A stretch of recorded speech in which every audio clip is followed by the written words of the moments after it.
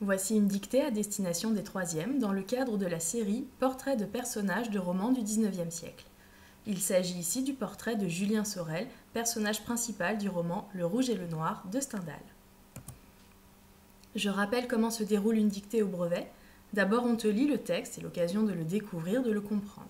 Puis on passe à la dictée effective, morceau par morceau, avec la ponctuation. Ensuite, on relit le texte, c'est l'occasion de vérifier qu'il ne manque aucun mot. Et ensuite, on laisse au candidat le temps de se relire et éventuellement de se corriger. Voici le texte. Il avait les joues pourpres et les yeux baissés. C'était un petit jeune homme de 18 à 19 ans, faible en apparence, avec des traits irréguliers mais délicats et un nez aquilin. De grands yeux noirs qui, dans les moments tranquilles, annonçaient de la réflexion et du feu, étaient animés en cet instant de l'expression de la haine la plus féroce. Des cheveux châtain foncé, plantés fort bas, lui donnaient un petit front et, dans les moments de colère, un air méchant. Une taille svelte et bien prise annonçait plus de légèreté que de vigueur. Dès sa première jeunesse, son air extrêmement pensif et sa grande pâleur avaient donné l'idée à son père qu'il ne vivrait pas, ou qu'il vivrait pour être une charge à sa famille. Objet des mépris de tous à la maison, il haïssait ses frères et son père. Dans les jeux du dimanche, sur la place publique, il était toujours battu. Il n'y avait pas un an que sa jolie figure commençait à lui donner quelques voix amies parmi les jeunes filles. Il faudra évidemment écrire 18 et 19 en toutes lettres. On passe à la dictée effective. Si je vais trop vite, tu n'hésites pas à mettre la vidéo sur pause et à revenir en arrière si nécessaire. Il avait les joues pourpres et les yeux baissés. Point.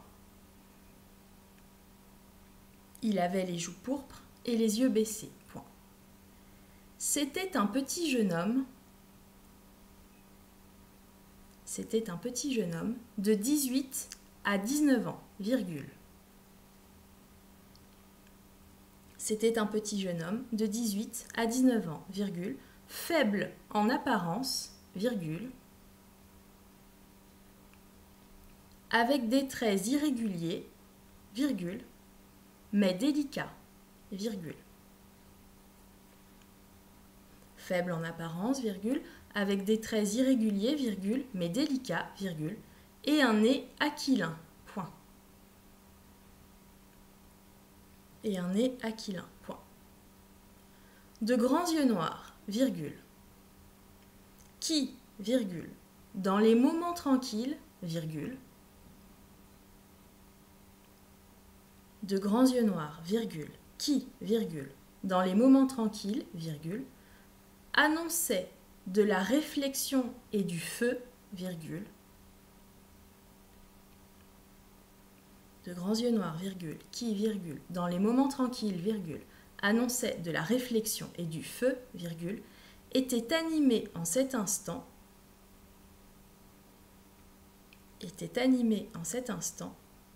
de l'expression de la haine, était animé en cet instant, de l'expression de la haine la plus féroce. Point.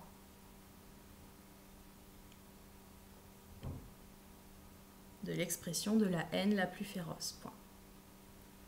Des cheveux châtain foncé, virgule. Des cheveux châtain foncé, virgule, plantés fort bas, virgule. Des cheveux châtain foncé, virgule, plantés fort bas, virgule, lui donnait un petit front, virgule. Des cheveux châtain foncé, virgule, plantés fort bas, virgule, lui donnait un petit front, virgule, et dans les moments de colère, virgule, un air méchant, point. Et dans les moments de colère, virgule, un air méchant, point. Une taille svelte et bien prise. Une taille svelte et bien prise annonçait plus de légèreté que de vigueur. Point. Une taille svelte et bien prise annonçait plus de légèreté que de vigueur. Point. Dès sa première jeunesse, virgule.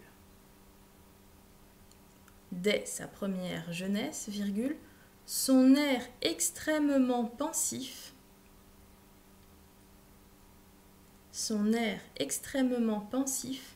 et sa grande pâleur,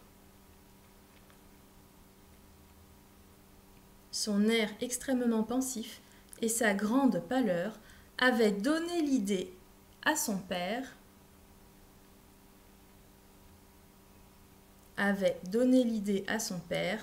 qu'il ne vivrait pas, virgule. Avait donné l'idée à son père qu'il ne vivrait pas, virgule, ou qu'il vivrait pour être une charge à sa famille.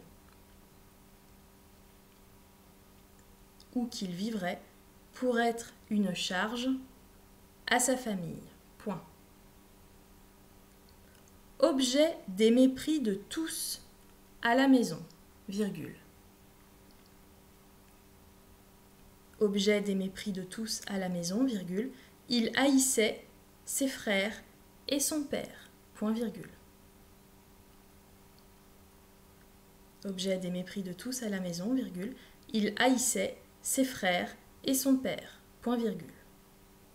Dans les jeux du dimanche, virgule,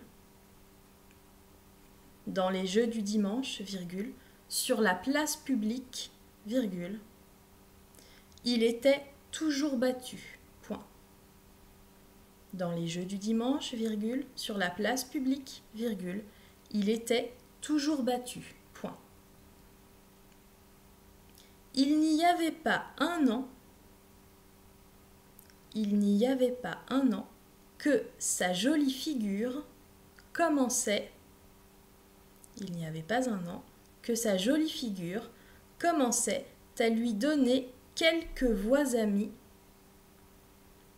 Il n'y avait pas un an que sa jolie figure commençait à lui donner quelques voix amies.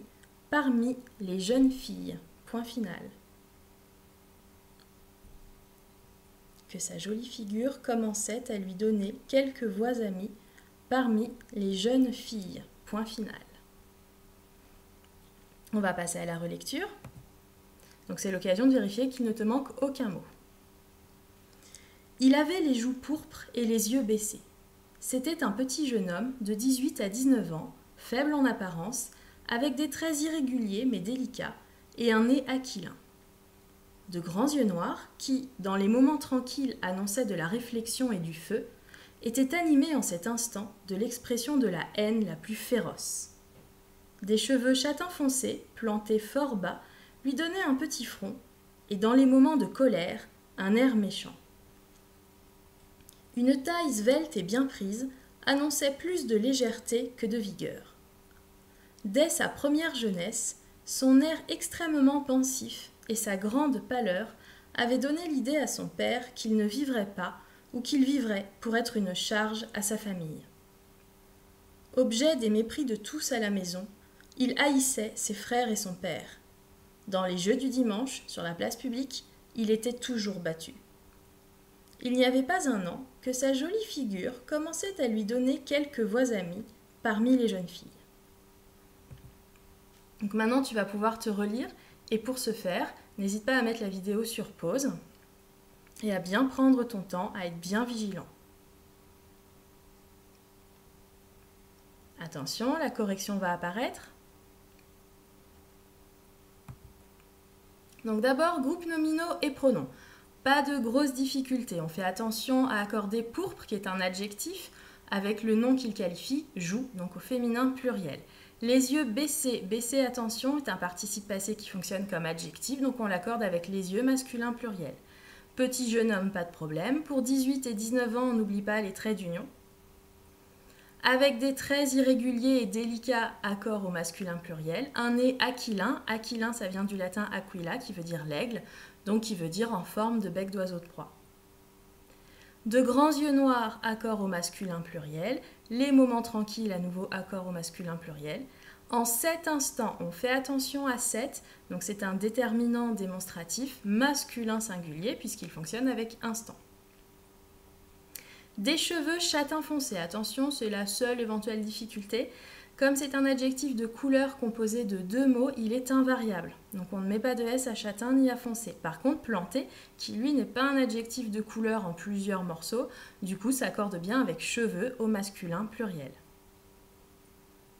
Une taille svelte, svelte veut dire mince, c'est un adjectif épicène, c'est-à-dire qu'il a la même forme au masculin qu'au féminin, donc on laisse le E. Sa grande pâleur, on n'oublie pas l'accent circonflexe sur le A, et sur le reste de la dictée, on se méfie des possessifs, son père, sa famille, ses frères, donc avec un S à chaque fois. Dernière difficulté potentielle, la place publique. Public est un adjectif, ici au féminin singulier, puisqu'il qualifie la place, donc c'est QE et pas un C, attention. Et enfin, quelques voix amies parmi les jeunes filles. Amies fonctionne ici comme un adjectif, donc il qualifie les voix, féminin pluriel, donc terminaison ES. On passe maintenant aux verbes et homophones. Au niveau des homophones, il n'y avait pas de difficulté particulière, donc la distinction et-ET, donc la conjonction de coordination. La conjonction également mais, M-A-I-S, et il y avait le ou à nouveau, conjonction de coordination. Au niveau des verbes, ils étaient quasiment tous à l'imparfait, donc il avait, c'était. Attention à annoncer. Il faut penser à mettre la cédille, puisqu'on a une terminaison en A derrière, et on se méfie, annonçait a pour sujet de grands yeux noirs. Donc il faut le conjuguer à la troisième personne plurielle. Pareil pour était animé, puisque ce sont toujours les yeux. Donc là, en plus, il va falloir qu'on accorde le participe passé au masculin pluriel. Ensuite, donnait a pour sujet les cheveux, châtain foncé et non pas le front. Donc attention. On retrouve annonçait, sauf que cette fois-ci, il est à la troisième personne singulier puisque c'est la taille qui annonçait. On se méfie également du verbe avait donné, donc qui lui est au plus que parfait puisque le sujet c'est son air extrêmement pensif et sa grande pâleur. Donc attention, on a un double sujet, donc c'est une troisième personne plurielle. Par contre là, on n'accorde pas le participe passé puisqu'il fonctionne avec l'auxiliaire avoir. Il haïssait ses frères. On fait attention au verbe haïr. Il faudra bien mettre un tréma sur le i pour qu'on prononce haïssait et pas essaie. Il était toujours battu. Battu est un participe passé qu'il faut accorder avec le sujet, mais comme c'est il, masculin singulier, on n'a pas de lettre à rajouter. Et on a commencé, donc toujours la cédille devant une terminaison A. Et enfin, le seul verbe à l'infinitif du premier groupe a lui donné ER puisqu'il est derrière la préposition A. Petite analyse de ce portrait. Donc ce portrait se trouve au chapitre 4, c'est la première apparition du père de Julien, donc Monsieur Sorel, qui est charpentier et propriétaire d'une scierie. On découvre par la même occasion son fils, Julien, qui va devenir précepteur, donc c'est-à-dire professeur particulier, des enfants du maire, Monsieur de Rênal, car il parle latin comme un ange selon le curé. Ce qui fait que Julien va se trouver devant son futur employeur, mais il est violenté par son père, car au lieu de surveiller les machines de la scierie, il était en train de lire. Donc Julien se fait gifler devant son futur employeur et donc il se sent fortement humilié. Ce portrait est pris en charge par un narrateur extérieur à l'histoire et qui choisit d'adopter un point de vue omniscient pour voir au-delà des apparences et des jugements, d'une part du futur employeur et du père de Julien. Ce portrait est marqué par une apparente faiblesse physique qui le distingue des autres membres de sa famille. Julien est donc devenu le souffre-douleur de son père et de ses frères. On peut supposer qu'il a envie de quitter sa famille et la scierie, en tout cas les travaux physiques. Mais les femmes ne sont pas indifférentes à son charme et ses qualités intellectuelles et une certaine force de caractère laissent présager que ce personnage réussira peut-être davantage que sa famille. Donc en conclusion, on peut dire que ce portrait est antithétique et donc nous pose la question, est-ce que Julien Sorel est un héros ou un anti-héros? Cette vidéo est terminée. Félicitations si tu as fait un sans faute et bravo si tu as commis très peu d'erreurs. Si ce n'est pas le cas, ne te décourage pas et continue à t'entraîner régulièrement en te montrant particulièrement vigilant lors de la relecture. Tu trouveras d'autres dictées extraites de romans du XIXe siècle centrés sur le portrait d'un personnage principal. Donc les portraits de Madame Bovary, Carmen, 2 portraits de 2 difficultés différentes, Notre-Dame de Paris et le Père Goriot. Merci de ton attention et bon courage!